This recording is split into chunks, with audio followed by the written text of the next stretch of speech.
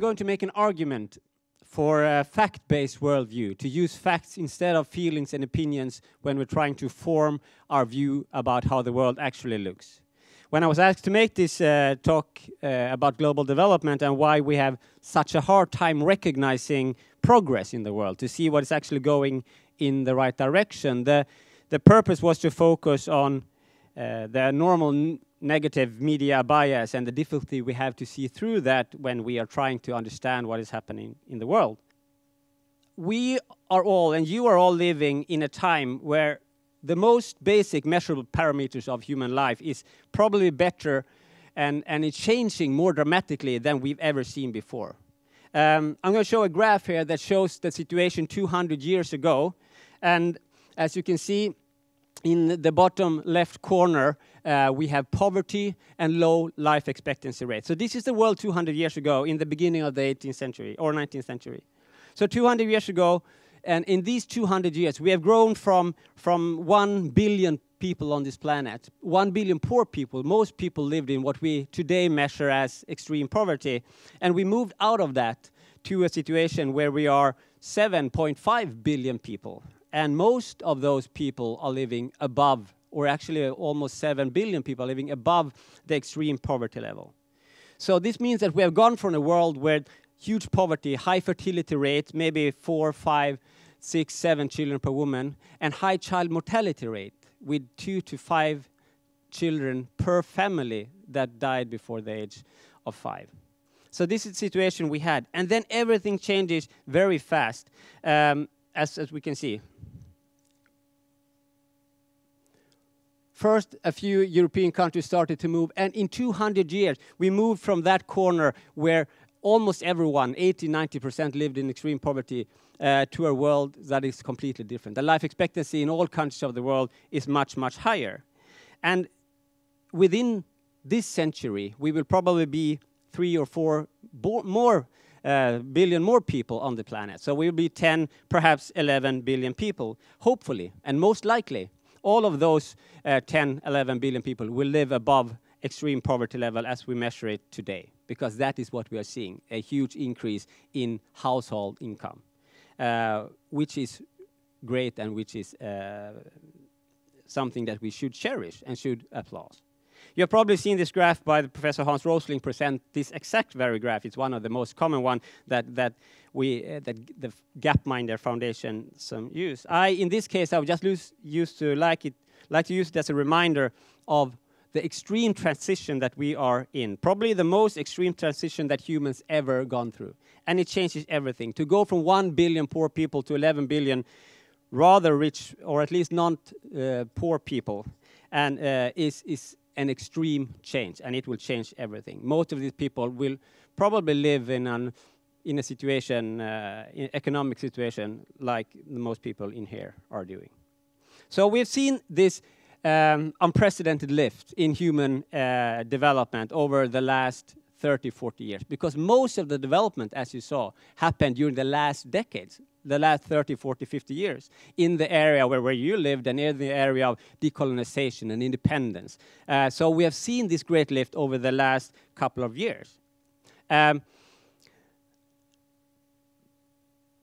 But that doesn't mean that this lift has reached all people of this planet. In fact, we still have around 700 million people living in extreme poverty. And extreme poverty is a threatening, life-threatening situation. It's 1 meal a day, perhaps, and all your efforts goes to survival, basically.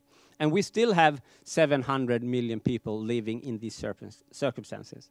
And it's important to point out that when we say that poverty is falling in the world, which it is fast, we don't mean that poverty itself is easier to cope with, or that the poverty or the suffering is smaller. And for those people living in poverty, or those people who has been forced to leave their home due to conflict or wars, or the mother that has to bury its second or third child, obviously for them situation hasn't improved, or for them poverty maybe hasn't fallen. But what we are saying is that there are fewer people living in those circumstances that constitutes extreme poverty. And that's a very important distinction to make. But yes, we do still have problems in the world, and it's important to focus on them as well. Because if we can't see the problems concerning poverty or child mortality rates, then obviously focus would be much less to try to solve those problems. And as I said, we still do have problems. And when we talk about child mortality, we are probably having around 7 million children below the age of 5 that dies every single year because of often very cheap and easily preventable diseases or situations. That equals to 16,000 children every single day that dies before the age of 5 out of poverty. Which means that poverty is a much more efficient killer than any other area on this planet, any terrorism or conflict or wars. On every single day, there are more children dying from poverty than from wars. Obviously, these are also interlinked, I have to say that. But having said that we still do have a lot of problems to focus on, it's extremely important to see the progress we have made. And the gains are certainly both important and huge. If we look at, for example, child mortality rate, we can see that just over the last 25 years, we cut the child mortality by half.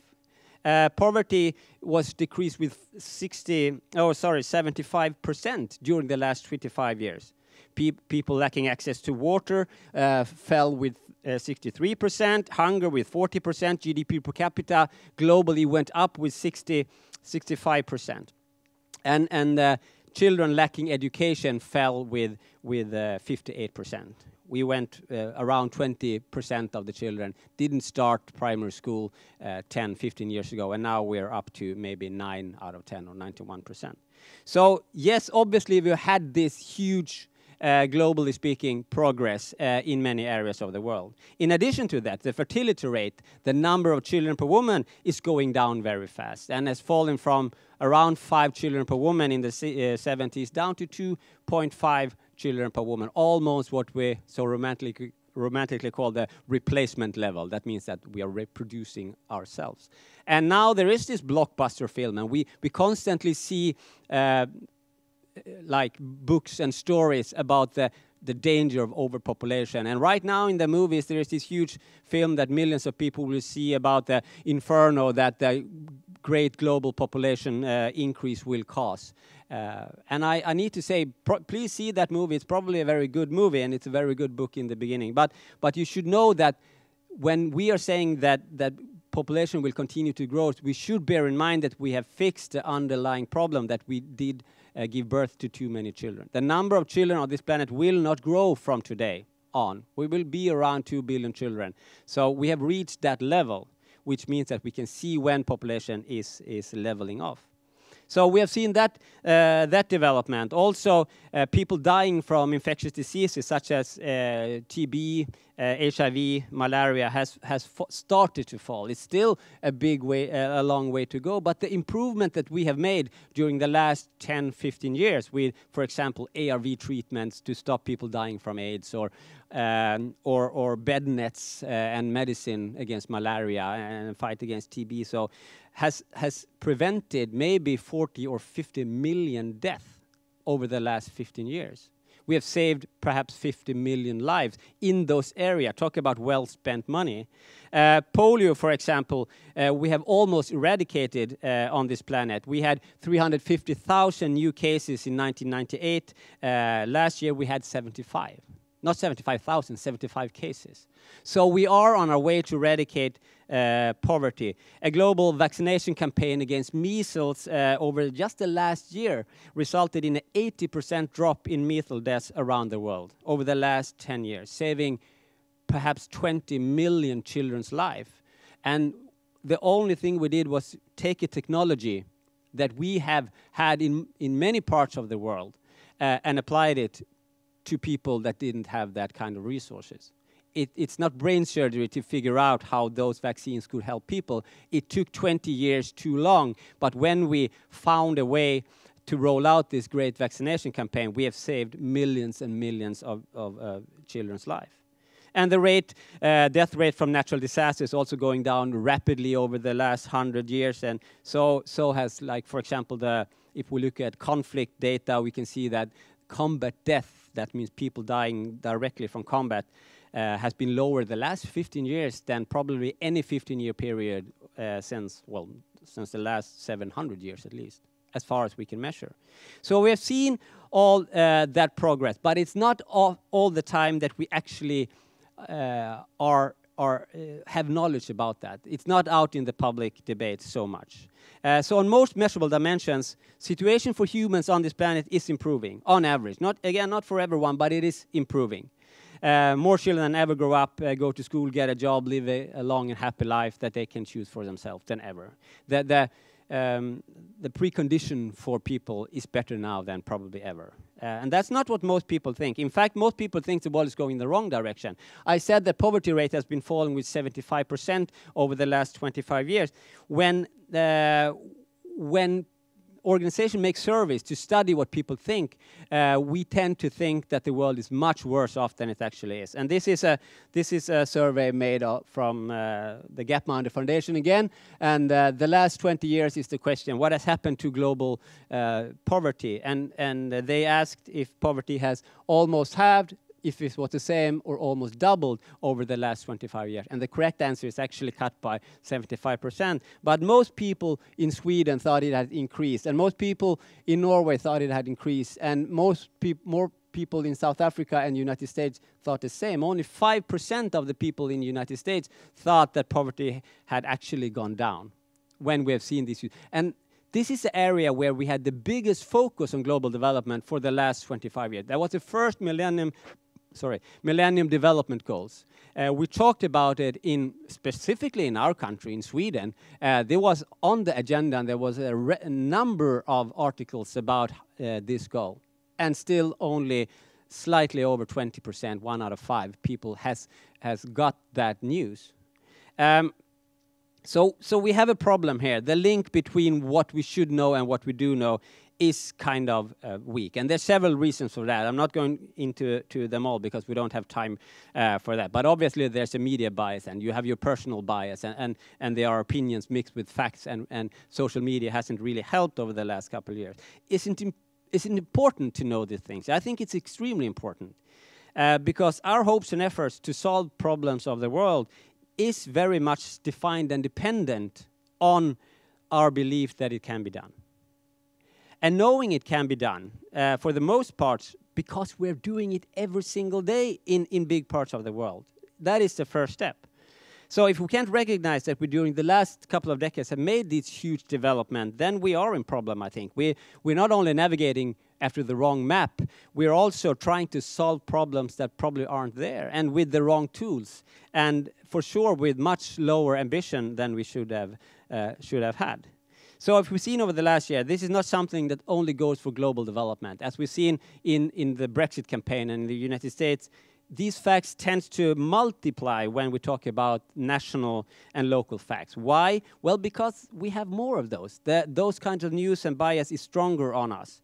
So to just make an example, I looked at Sweden and the basic news about Swedish development. And Sweden, as you all know, is a country that most of the time comes up pretty well in global rankings. We are one of the best countries when it comes to raising kids, be a girl, be a woman, one of the most competitive economies in the world. We're the second richest people in Europe. We are on #1 in Save the Children's Girls Opportunity Index, and index after index. We are third in income inequality in the world. We are third in corruption.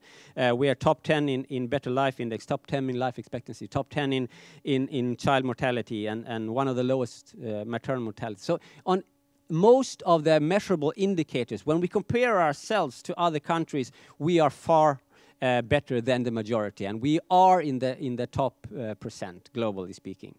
And it's not easy to find a much better place to live, statistically speaking. And it's not easy to find a time either in Sweden that was much better. This is just some basic facts. Unemployment rate is going down and is now lower than any time before the financial crisis.